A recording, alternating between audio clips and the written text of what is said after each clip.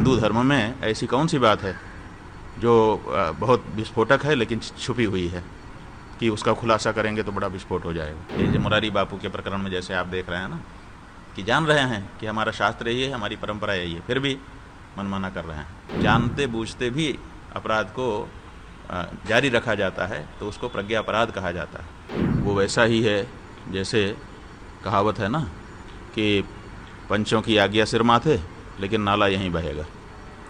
क्षमा का मतलब क्या है? क्षमा का मतलब है कि हमको अनुभव हो गया कि हमसे गलत हो रहा था, अब हम इसको सुधार ले रहे हैं।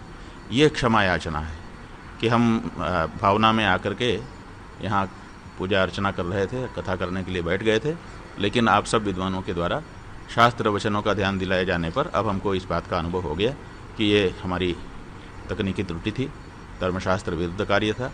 अब हम कथा यहीं पर विराम दे रहे हैं, जब शुद्ध होंगे फिर कथा करेंगे। ऐसा अगर वो करते तब तो हम मानते कि वो कथा कर रहे हैं, लेकिन एक तो उन्होंने कथा जारी रखा है। तो जब आपने कथा जारी ही रखा है और जो विश्वनाथ मंदिर में पूजा अर्चना करके आए उसको भी कह रहे हैं हाँ हमने तो किया, बड़ी ठसके से कह रहे हैं, तो इसका मतलब है कि इसमें क्षमा याचना केवल धूर्तता है, केवल प्रवंचना है, ताकि कहा जा सके कि हमने तो क्षमा मांग ली।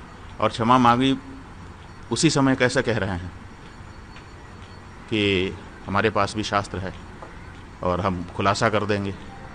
हिंदू धर्म में ऐसी कौन सी बात है जो बहुत विस्फोटक है लेकिन छुपी हुई है कि उसका खुलासा करेंगे तो बड़ा विस्फोट हो जाएगा? वो बताएं। हमने उनसे पूछा है, अब प्रतीक्षा कर रहे हैं कि वो उत्तर दें। शास्त्रार्थ की चुनौती देंगे। बात यह है कि शास्त्रार्थ किससे होता है? जो शास्त्र को जानता हो, मानता हो। तो वो कहाँ शास्त्र को जान रहे हैं? उन्होंने कहा है कि मेरे पास भी शास्त्र हैं।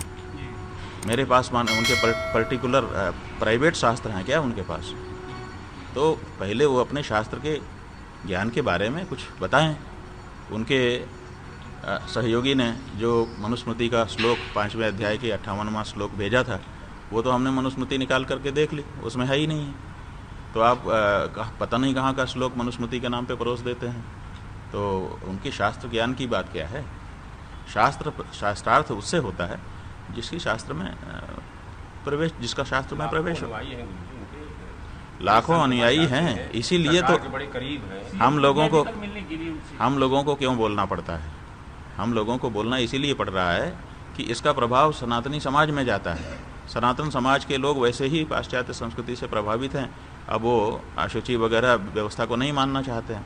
अब अगर इस तरह के लोग आगे आकर के और इस तरह का व्यवहार करेंगे तो लोग तो इसी को प्रमाण मान करके कहेंगे हम भी ऐसा ही करेंगे। तो फिर मुसलमानों में और हिंदुओं में क्या भेद रह जाएगा? उनके यहाँ सूतक नहीं होता, हमारे यहाँ भी सूतक नहीं होगा, तो फिर दोनों का एक ही कार्य हो जाएगा।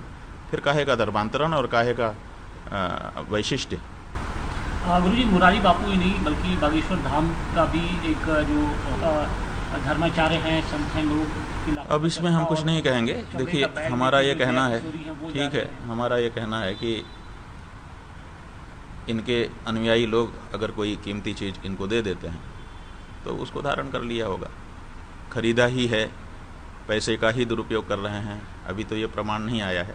बस उन्होंने कीमती वस्तुएं धारण कर रखी हैं। हो सकता है किसी धनवान व्यक्ति ने चढ़ा दिया हो, तो क्या करेंगे? फेंक देंगे, उठा के पहन लिया। तो शास्त्र और संतूर की एक गरिमा होती है, एक मर्यादा होती है। भाई वो गरिमा महिमा समझे तब ना।